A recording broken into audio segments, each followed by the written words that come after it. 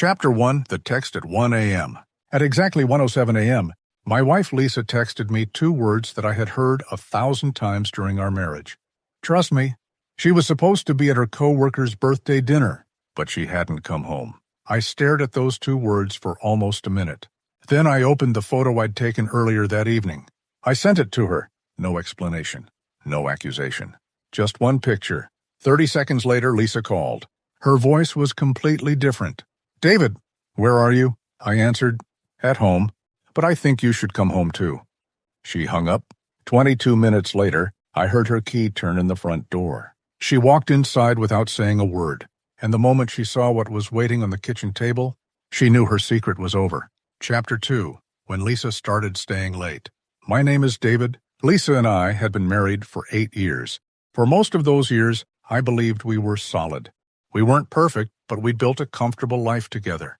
Then Lisa started changing. She began staying late at work. She started receiving calls she wouldn't answer around me. And whenever I asked where she'd been, she'd give me short answers. Work, friends, nothing important.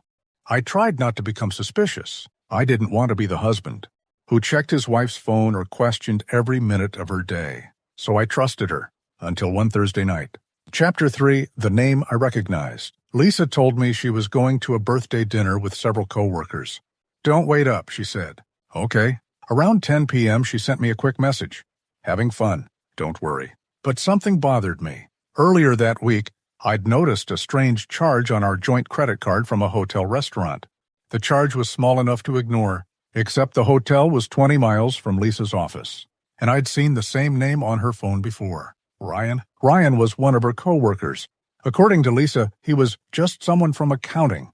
I didn't accuse her. Instead, I started paying attention. Over the next few days, I noticed something strange. Lisa wasn't just working late. She was leaving the house, dressed differently. Perfume, jewelry, clothes she normally saved for special occasions. And every time I asked where she was going, she said, "Trust me." Chapter 4, The Picture. That night, Lisa told me the birthday dinner would end around 11. At 11:40, she still wasn't home. At midnight, nothing. Then at 1:07 a.m., her message arrived. "Trust me." I almost laughed. Because earlier that evening, I had received a message from a friend who worked at the hotel, where that mysterious charge had appeared. He had seen Lisa there, not with a group, not at a birthday dinner, with Ryan. So I opened the photo he'd sent me. It showed Lisa and Ryan sitting together in a private corner of the hotel restaurant. The date and time were visible. I sent that picture to Lisa. Nothing else. She immediately called. "David, I can explain?" I said. "You don't need to explain to me over the phone." Then I added, "Come home." She did. Chapter 5, The Truth. Lisa walked into the kitchen and stared at the photo on the table. Her shoulders dropped. "David," I raised my hand. "Just tell me the truth." She sat down.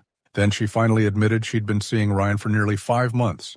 But there was something I didn't expect. Ryan had been telling her he was going to leave his girlfriend. He never did. Lisa had been waiting for him to choose her. Instead, he had been using her. I didn't feel victorious. I felt exhausted. 8 years of marriage and 5 months of lies. Lisa started crying. "I was going to tell you." "No," I said quietly.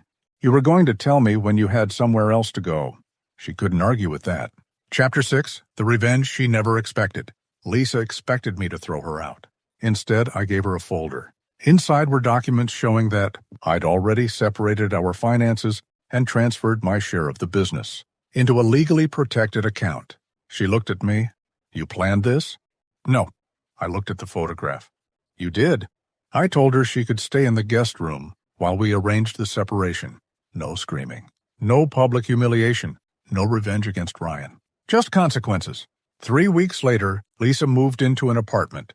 And that's when the unexpected happened. Ryan stopped contacting her. She eventually discovered he'd been telling another coworker the same things he'd told her. The man she'd risked our marriage for had never intended to build a future with her. Chapter 7, The Ending I Didn't Expect. 6 months later, Lisa asked to meet me. We sat at the same cafe where we'd celebrated our first anniversary. She looked different, calmer. "I lost everything," she said. I shook my head. "No, you lost something you stopped appreciating." She looked at me. "Do you hate me?" I thought about it, then I said, "No, and that's how I know I'm finally over it." Our divorce was finalized a month later. I never exposed Lisa. I never contacted Ryan's girlfriend. I never posted the picture online. Because eventually I realized something. The picture wasn't revenge. It was closure.